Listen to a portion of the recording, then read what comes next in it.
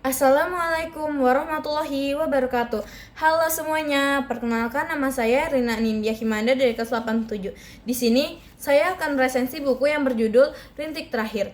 Identitas dari buku ini adalah judul Rintik Terakhir, pengarang Sri Puji Hartini, penerbit Squad X Akad, tahun terbit 2024, ISBN 9786230972201. Jumlah halaman dari buku ini adalah 363.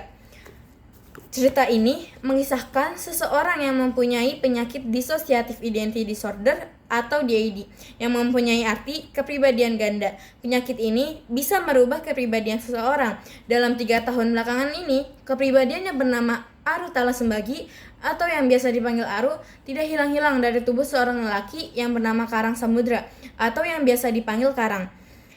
Dikarenakan kepribadian yang bernama Aru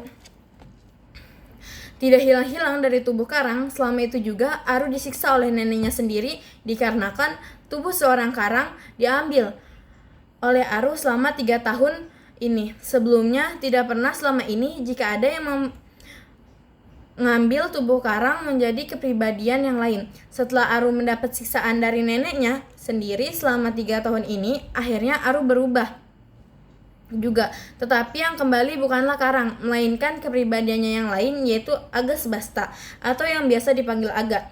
Kedatangan Aga ini membuat semua menjadi senang, karena kedatangan Aga ini menjadi pertanda Karang akan segera muncul dari tubuhnya sendiri setelah tidur yang cukup lama di dalam tubuhnya sendiri. Launa Felicia Damaris, yang biasa dipanggil Launa, kekasih hatinya Karang.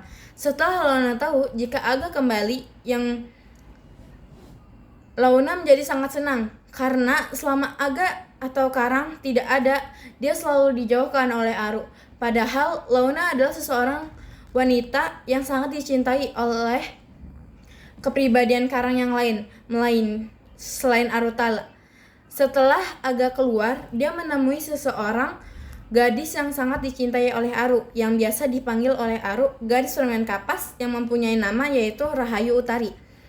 Aga menemui Tari untuk membicarakan janji yang dahulu kepada Tari. Setelah Aga menemui Tari, keesokan yang kita tunggu-tunggu yaitu Karang Samudra akhirnya kembali dari tidur lamanya itu. Launa yang mengetahui Karang sudah kembali, ia langsung buru-buru ingin ke rumah Karang untuk menemui kekasihnya tersebut. Setelah beberapa hari, Karang kembali, ia menemukan kepribadian baru, yaitu Inaya Putri Laksita. Ia adalah kepribadian satu-satunya Karang yang perempuan.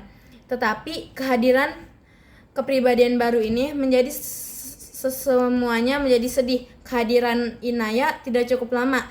Inaya berada di tubuh Karang hanya sehari saja. Setelah masalah kepribadian ini, akhirnya Karang memutuskan untuk menikah dengan Launa.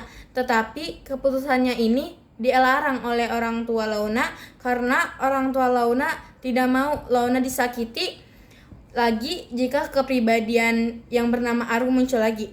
Setelah masalah yang cukup banyak, akhirnya Karang mendapatkan restu dari orang tua Launa dan akhirnya mereka bahagia. Tetapi kebahagiaan itu hanyalah sebentar. Launa yang mengalami kecelakaan dan akhirnya dia meninggalkan Karang seorang diri. Kelebihan dari buku ini adalah sampul buku yang menarik dan menggunakan bahasa yang gampang dimengerti. Kekurangan dari buku ini adalah banyaknya konflik yang terjadi dalam cerita ini.